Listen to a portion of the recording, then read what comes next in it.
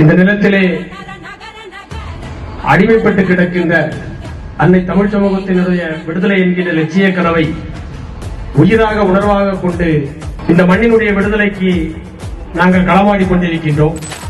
திமுக அதிமுக இவர்கள் இருவரும் எதில் போட்டி போடுகிறார்கள் என்றால் இந்த நிலத்தையும் இந்த மக்களையும் ஏமாற்றி அதிகப்படியாக யார் சொத்து சேர்ப்பது என்பதுதான் இந்த இடத்திலே போட்டியாக நிலவிக் கொண்டிருக்கிறது.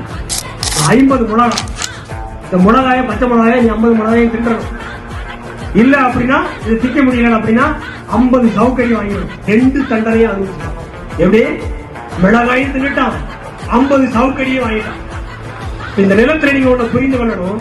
திமுக நல்லது செஞ்சிடும் சொல்லி அதிமுகவுக்கு ஓட்டு போடுங்க, அதிமுக நல்லது செஞ்சிடும் சொல்லி திமுகவுக்கு ஓட்டு போடுங்க. ஆனா நல்லது ஒண்ணு நடக்கல. சாராய கடையை திறந்து விட்டு உழைக்கக்கூடிய படித்த இளைஞர்கள் நாசமா போனதை தவிர இந்த திருட்டு திராவிட அயோக்கியர்கள் உங்களுக்கு நல்லது ஒண்ணு கூட செய்யல.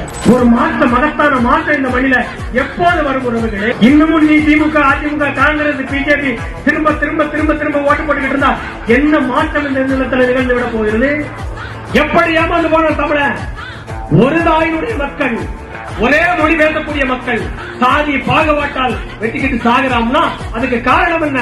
இந்த ஆட்சி அதிகாரம் தான், வேற ஒண்ணும் கிடையாது.